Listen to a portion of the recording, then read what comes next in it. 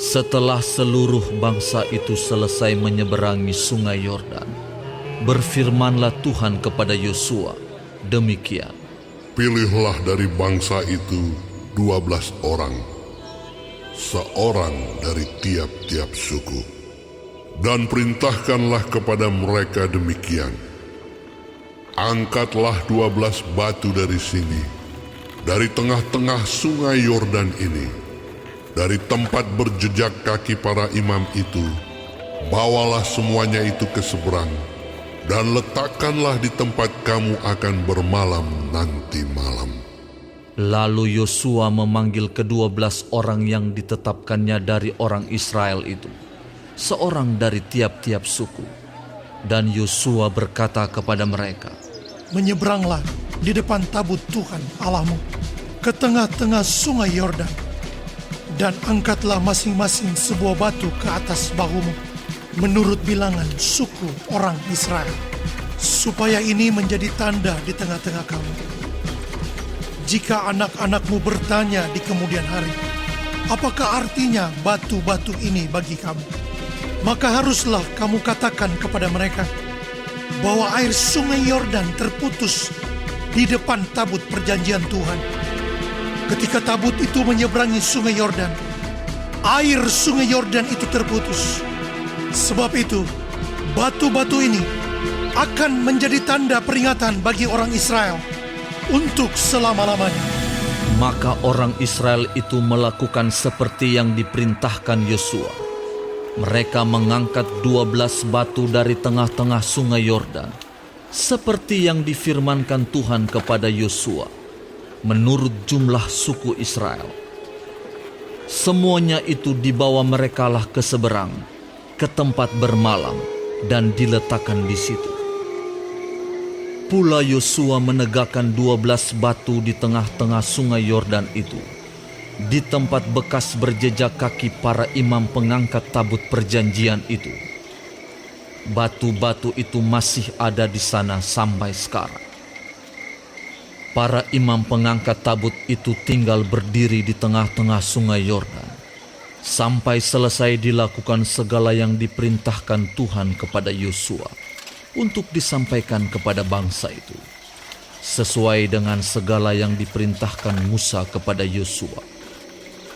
Maka menyeberanglah bangsa itu dengan cepat-cepat. Ketika seluruh bangsa itu selesai menyeberang, maka menyeberanglah tabut Tuhan itu serta para imam di depan mata bangsa itu. Juga Bani Ruben, Bani Gad, dan suku Manasye yang setengah itu menyeberang dengan bersenjata di depan orang Israel itu, seperti yang dikatakan Musa kepada mereka. Kira-kira 40.000 orang yang siap untuk berperang menyeberang di hadapan Tuhan ke dataran Yeriko untuk berperang. Pada waktu itulah Tuhan membesarkan nama Yosua di mata seluruh orang Israel, sehingga mereka takut kepadanya, seperti mereka takut kepada Musa seumur hidupnya. Berfirmanlah Tuhan kepada Yosua, demikian.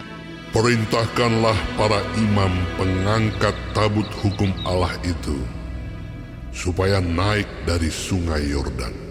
Maka Yosua memerintahkan kepada para imam itu, demikian. Keluarlah dari sungai Yordan. Ketika para imam pengangkat tabut perjanjian Tuhan itu keluar dari tengah-tengah sungai Yordan, dan baru saja kaki para imam itu dijejakkan di tanah yang kering, maka berbaliklah air sungai Yordan itu ke tempatnya dan mengalir seperti dahulu dengan meluap sepanjang tepinya. Bangsa itu telah keluar dari sungai Yordan pada tanggal 10 bulan pertama, dan mereka berkemah di Gilgal, di batas timur Yeriko. Ke-12 batu yang diambil dari sungai Yordan itu ditegakkan oleh Yosua di Gilgal. Dan berkatalah ia kepada orang Israel, demikian. Apabila di kemudian hari anak-anakmu bertanya kepada ayahnya, apakah arti batu-batu ini? Maka haruslah kamu beritahukan kepada anak-anakmu, begini, Israel telah menyeberangi sungai Yordan ini di tanah yang kering. Sebab Tuhan Allahmu telah mengeringkan di depan kamu air sungai Yordan, sampai kamu dapat menyeberang seperti yang telah dilakukan Tuhan Allahmu dengan laut Teberau yang telah dikeringkannya di depan kita, sampai kita dapat menyeberang, supaya semua bangsa di bumi tahu bahwa kuat tangan Tuhan, dan supaya mereka selalu takut kepada Tuhan Allahmu